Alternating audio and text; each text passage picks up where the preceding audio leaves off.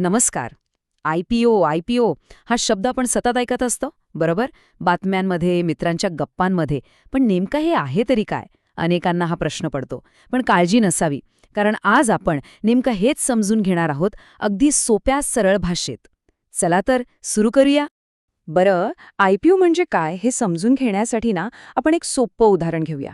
अशी कल्पना करा की एक खाजगी कंपनी म्हणजे दुसरं तिसरं काही नसून एका बंद खोलीत काही मोजक्या लोकांमध्ये सुरू असलेले एक खाजगी संभाषण आहे. म्हणजे बघा, त्या कंपनीचे सगळे मोठे निर्णय, सगळा कारभार, सगळं काही तेच मोजके लोक ठरवतात. मालकी पण फक्त आणि फक्त त्यांचीच. सगळं काही त्या एका खोलीच्या आतच चालतं, एकदम प्रायव्हेट. पण मग होतं काय, कंपनी मोठी होऊ लागते, तिच्या कल्पना मोठ्या होतात, गरजा वाढतात आणि मग मग ते खाजगी संभाषण त्या एका खोलीत मावेण्याचं होतं. त्याला बाहेर पडण्याची, विस्तारण्याची गरज वाटू लागते. इथेच एक महत्वाचा प्रश्न येतो की ठीक आहे, कंपनीला मोठं व्हायचंय, पण त्यासाठी ती आपल्या खाजगी चौकटीतून बाहेर पडून पब्लिक का होते? म्हणजे असं का करते ती? ह्यामागे मुख्यत्वे दोन मोठी कारणं असतात. पहिलं म्हणजे पैसा. कंपनीला वाढीसाठी, तिच्या मोठ्या मोठ्या योजना पूर्ण करण्यासाठी खूप मोठ्या भांडवलाची म्हणजेच पैशांची गरज असते. आणि दुसरं, हा जो पैसा उभा राहतो तो वापरून कंपनी आपला व्यवसाय वाढवते. मग ते नवीन ठिकाणी ऑफिस उघडणं असेल किंवा काहीतरी नवीन उत्पादन बनवणं असेल. आणि कंपनीची ही जी प्रक्रिया आहे म्हणजे खाजगी अवस्थेतून बाहेर पडून सार्वजनिक होणं, ह्याच प्रक्रियेला म्हणतात इनिशियल पब्लिक ऑफरिंग, म्हणजेच आपल्या सगळ्यांचा परिचयाचा शब्द आय-पी-ओ. आता ह्या नावातच सगळं आहे. इनिशियल म्हणजे काय? तर पहिल्यांदाच. कंपनी पहिल्यांदाच पब्लिकसाठी म्हणजे सामान्य लोकांसाठी आपले शेअर्स ऑफर करते, म्हणजेच विक्रीला काढते. आता शेअर म्हणजे काय, हाही प्रश्न असेल तर सोपं आहे. शेअर म्हणजे कंपनीच्या मालकीचा एक अगदी छोटासा तुकडा. असं समजा की एक मोठा पिझ्झा आहे आणि त्याचे आपण छोटे छोटे स्लाइस करतो तसाच शेअर हा कंपनीच्या मालकीचा एक स्लाइस असतो. तर मग ही प्रक्रिया कशी होते बघा.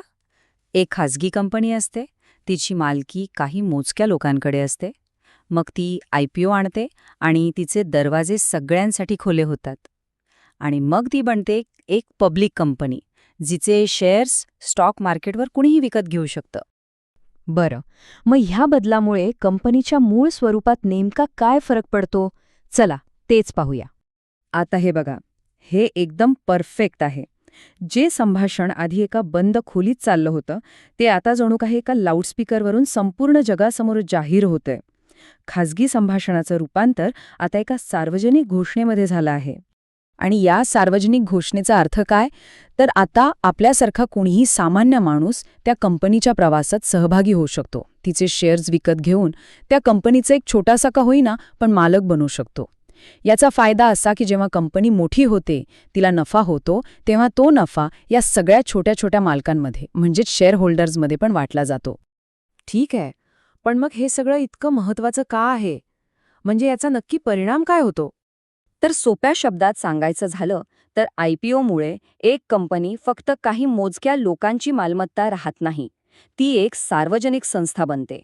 तिचं यशपयशाची कहाणी, तिचं भविष्य हे आता हजारो गुंतवणूकदारांशी जोडलं जातं.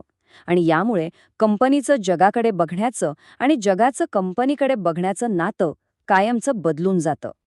आणि शेवटी एक प्रश्न. विचार करा, आज अशा कितीतरी कंपन्या असतील जिथे असं खाजगी संभाषण सुरू असेल.